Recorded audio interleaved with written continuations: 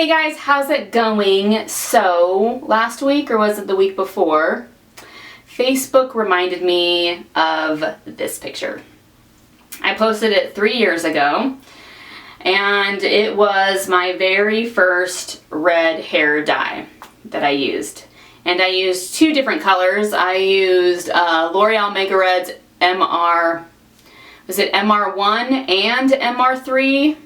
Or was it MR3 and MR6? I can't remember. Like that's how long ago it was. I know I did a video about it 3 years ago, so if you want to like go hunt down and look for it, I give you the recipe in there. And I think I mixed it with 20, actually I know I mixed it with 20 Developer.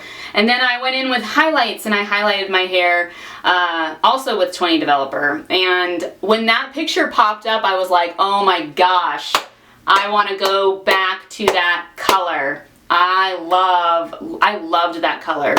The only reason why I haven't gone back and I haven't claimed it as one of my favorites is because that dye doesn't last. And that was so disappointing. Like, I never wanted to wash my hair because I felt like there was a significant difference between washes, and I loved how it just looked so good. I loved it. So even now I go back and I look at that picture and I just like crush hard over how amazing I think my hair looked. So, and the cut was cute too. That's another story for another time. I was not supposed to have that short of hair, but you know, when you cut your own hair, accidents happen and then you gotta fix those accidents, right? You know, but hey, lessons learned. So, I wanted to talk about why I went red, and I did do a video several years ago as to why I went red, but I thought I would like revisit it and just talk to you guys about it because I have a different set of followers now than I had then. And so if you're new here, or if you are kind of new here, or if you've been here, you know, in the last 3 years, if you've just started following me, then I appreciate you guys and I welcome you with open arms. Thank you for watching my channel. My channel kind of morphed into a let's help lady find out who she is to all being about red hair dye and like my hair adventures and stuff like that. And it's funny because I'll talk to my friends and family and I'll be like, I never talk about my hair to any of you guys, so it's funny that I talk about it on my channel. And I get so many people who comment, who watch and comment on those videos. So it's an interesting dynamic that I have with you guys, and I like it. Because a lot of times I'll have in my head like ideas as to what I want to do with my hair and with red hair dye, and I feel sometimes dumb talking to my friends or to family about it, you know, but I come on here and I just kind of, I feel like I open up my mind, open up my mouth, and I just spew it all out to you guys, and then you guys give me like the best advice ever. And so I appreciate that, and I appreciate you guys. So you guys hold a very special place in my heart. So, first off, it's hot in here. So, this is my third video. So if you see me like sweating, it's because this is my third video that I have done this afternoon. So I apologize that the next 3 videos you will see of me, or if this is, I don't know which one I'm going to do first, but you'll be seeing 3 videos with me wearing the same shirt because I'm just filming it all in one afternoon. So I originally wanted to go red. I was thinking about this, and I might have mentioned it in my video 3 years ago when I went red and talked about it. I believe it was 2010 when I wanted to go red. If it wasn't 2010, it was definitely 2012.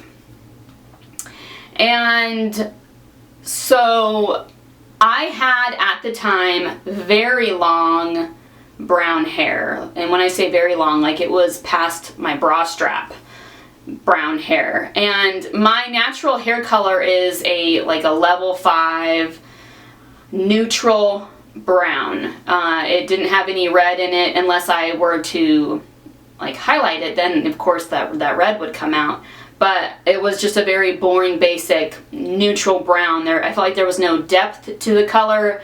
It was just there. It wasn't ugly or anything like that. It just wasn't anything that excited me. And so many times I would dye it like a warmer brown. There were, you know, over the course of a few years, I would try different kinds of browns and stuff, and I really liked the browns that held warmth to them. I felt like they just looked better on my skin, even though I am neutral. Like, I'm going off on a tangent a little bit. Like, I can wear both warm and cool colors because I'm in like that neutral category. I do feel better wearing warm colors, and I feel like I look more alive in warm colors. That's me though, you know, I mean, but then there are times where I really love wearing like a black dress and a white jacket and things that are very cool colored as well. So I remember getting my hair trimmed, or yeah, I think it was just trimmed, because at that time I wanted to keep that long length of hair. And so I would go in and I'd be like very strict. I'd be like, seriously, only an inch. I only want an inch cut off. Please, just straight line, cut off an inch. Please don't cut off any more. Because a lot of times I feel like my inch is their 2 inches. Because they'll be like, oh, we'll just cut off a couple inches, and then it's like 4 inches later. I don't think so. I feel like while I understand they're probably cutting off more dead area, which is nice and great.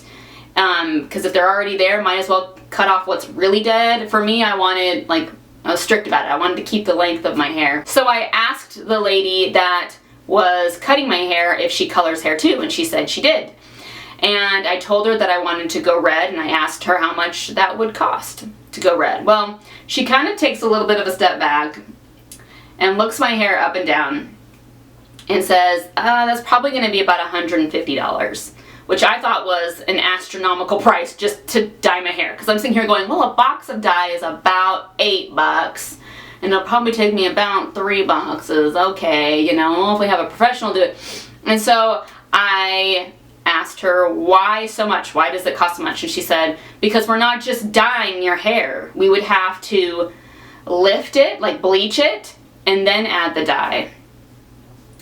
So there's extra steps involved. Like, we don't just put red on it and it's suddenly going to be this like beautiful brazen red. We would have to lift it so that the red color that you want will be on your hair. And then I said, you know, I have heard that red is hard to, you know, there's a lot of upkeep with red. And she said, yes, there is. She's like, we would have to then, like, every time you would want touch-ups, we would have to bleach your roots and come back in with red dye. And that kind of put me off. Actually, it did put me off, because then it wasn't until a few years later that I actually dyed my hair red.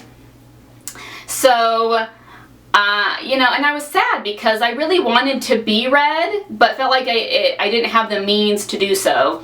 And I knew that if I was going to go red, especially with such dark hair, that I needed to do it professionally, because I'm not even going to tell you guys the shenanigans that I have done to my hair, like back in high school and in college. Like, we're just going to like set that aside. We'll do that story another time.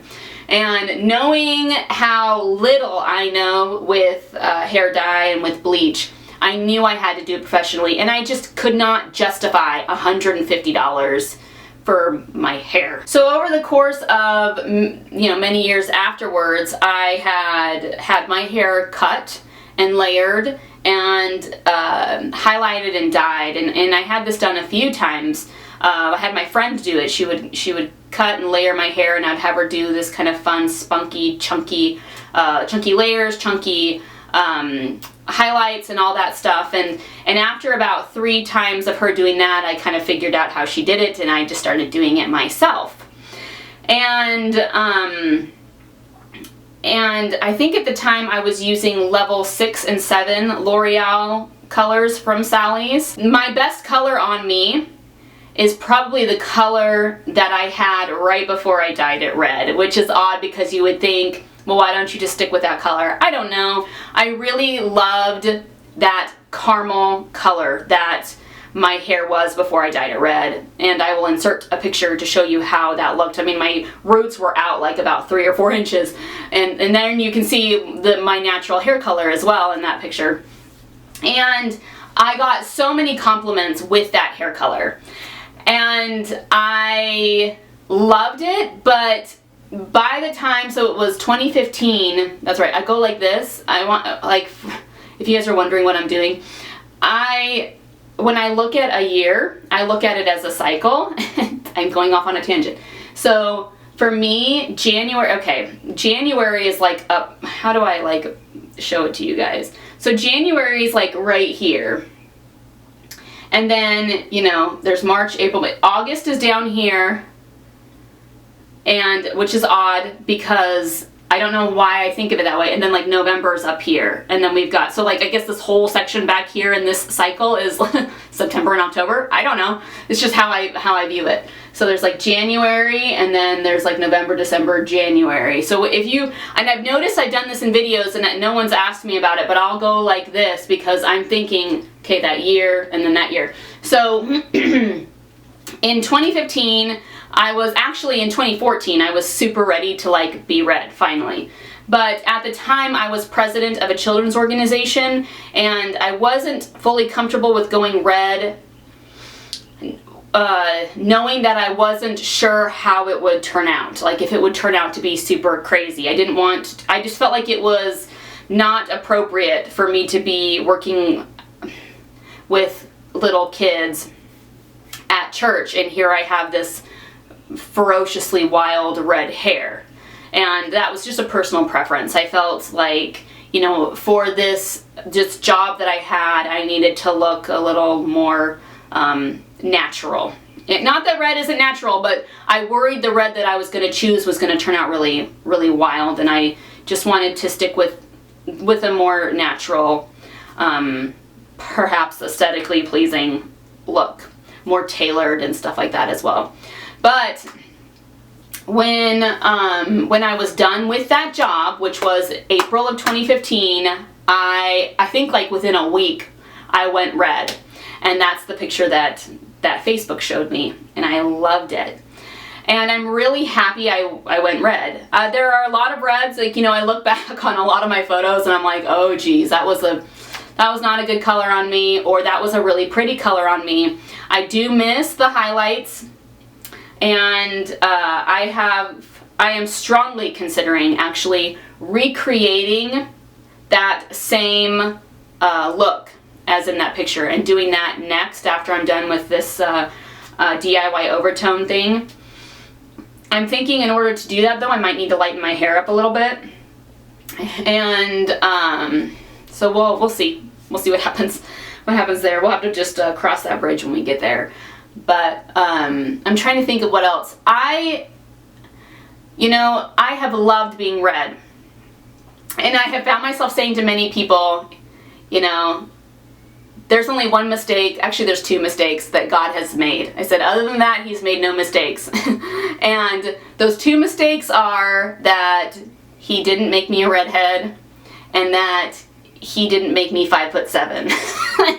Because when I wear heels, when I wear my 4-inch heels, like when I'm up here, I feel like this is where I am to be in the world. Like everything feels so much better. Like the level of the sink, this is where the level of the sink should be. This is where my perspective should be, you know. So that's, you know, there's that. But I have loved being a redhead, and I have no plans on going back. I get that question a lot. Like, are you going to go back to being your natural hair color? And my answer is not in the foreseeable future. I mean, maybe, perhaps. You know, we all kind of go through phases right now, and what is it? Is it like every 7 years we go through a new phase? Is that right? If I can't remember. Is it every 9 years or something? So maybe in a few years I'll be done being a redhead. But for now, I really like it. I feel like this is me. And I just have enjoyed it. And I've enjoyed taking you guys along with me. And I like how excited you guys get with the things I get excited about. And there's something so precious to me about that I can share this excitement and you guys match that and you mirror it back to me, that excitement. And I know it's just hair, and you know, but it's something that I enjoy, and I appreciate that you guys enjoy it too.